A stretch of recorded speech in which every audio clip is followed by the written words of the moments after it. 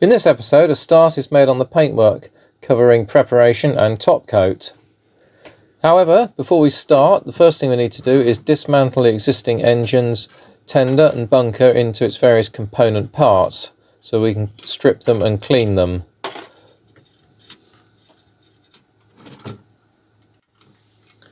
While we're dismantling the parts and preparing for cleaning, now is a good time to talk about paint and preparation. But first, a couple of golden rules. Do not be tempted to clean parts with kitchen washing up liquid, as this contains a chemical that leaves a nice sheen on pots and pans, but paint will not adhere to metal long term. For preparation, we use self-etch primer.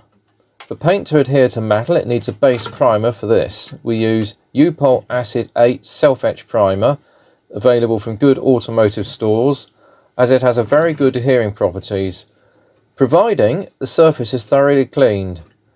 And to do this, we use cellulose thinners washed on with a paintbrush and wiped off, taking care not to touch the surface with our hands, as this will leave greasy finger marks that the paint won't adhere to. For this reason, always wear vinyl gloves.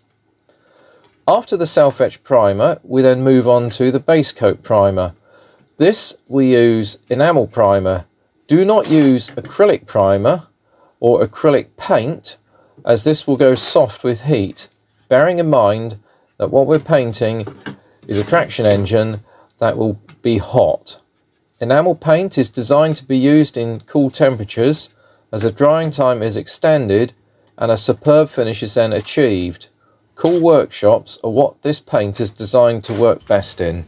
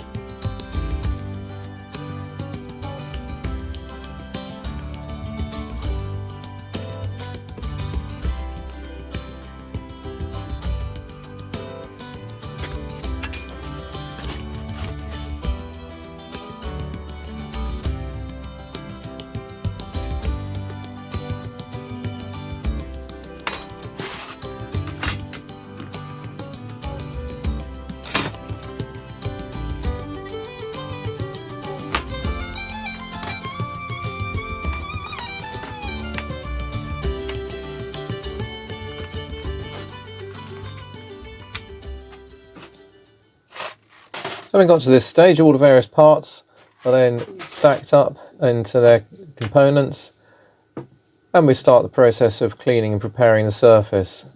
For this, we're using cellulose thinners as a degreaser, and from this point on, we will not be touching this with our hands. We will only be picking things up wearing vinyl gloves, so we don't transfer any oils or grease from hands onto prepared surfaces, as this will stop the self-etch primer adhering to the metal surface. So brush on some cellulose thinners, wipe it off with clean blue workshop paper and put to one side, allowing it to dry.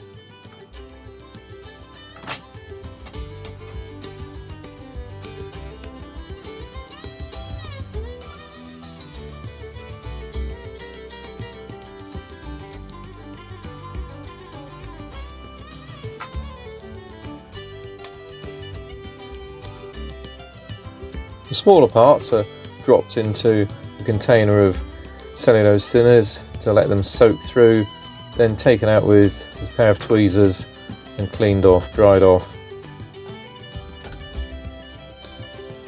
So having disassembled one bunker, we then have a second one done and prepared, including the tanks. These were then sprayed with self-etch primer and left to dry. The belly tanks themselves had a couple of casting flaws on the end, which were expected because they're very large castings, These were then sanded down, filled and prepared, and then re-sprayed.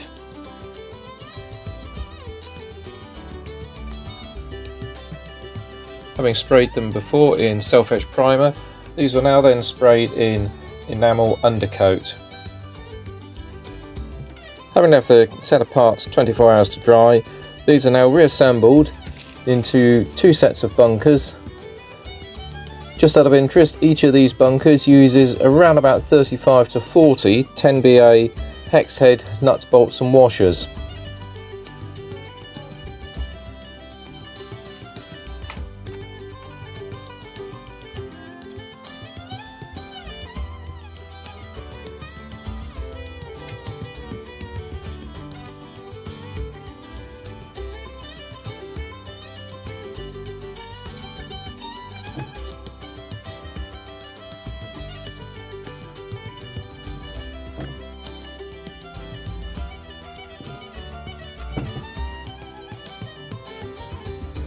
The front mount where the regulator goes, I sprayed with satin black heatproof paint because this side will be facing towards the firebox.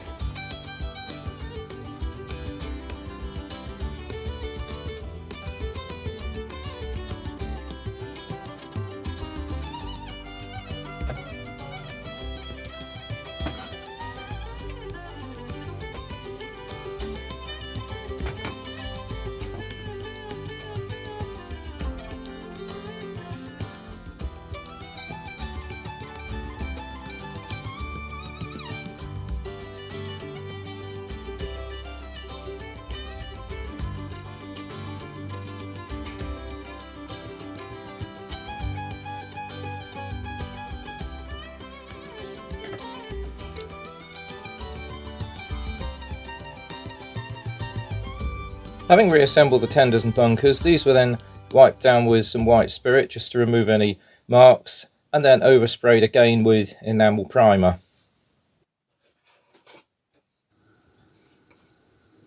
And now to the top coat. There are two ways to apply the top coat of enamel. One, by brush. Always use a good quality sable paintbrush. Thin the paint with enamel thinners slightly and brush on several light coats, allowing this to dry between each coat for 24 hours. The second way, which we are using, is by spraying. For this you will need a small hobby airbrush, we'll use a Badger, and a compressor. Again, the paint will need to be thinned down to the consistency of milk.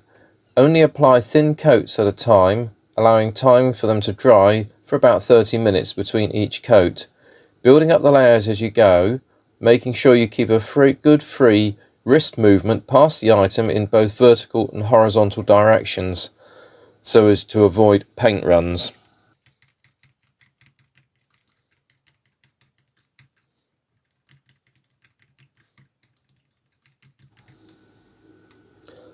The first coat of paint was mixed quite thin so as to give a good covering. Once this had dried for 30 minutes, a second coat was mixed with less thinners to cover all areas. The paint spray cabinet I use is simply a cardboard box with an outlet for the extraction hose into a vacuum cleaner to remove the paint spray vapours and overspray. At some point in the future I will be building a purpose-built spray cabinet, but this works well and the same method has been used for some 40 plus years.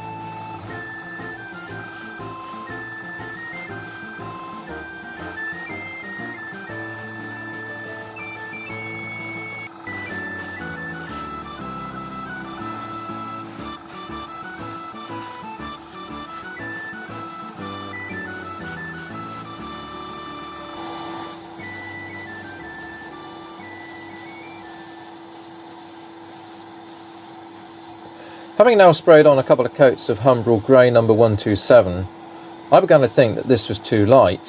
So after a conversation with one of my customers, discovered the closest shade to what we were aiming for would be Humbrol Gloss number 5. And this is one we made earlier in just that colour. Some more paint was ordered, but not to worry, as the light grey would provide a good undercoat, as I needed to flat it back with 1500 grit sponges from Talisman to give a good finish ready for the top coat. After a day or so, the new tins of paint arrived and a start was made on respraying, but first the parts were then flatted back, washed off in warm water and left to dry on a radiator. Then these were sprayed with 2 or 3 coats of gloss to build up the top coat.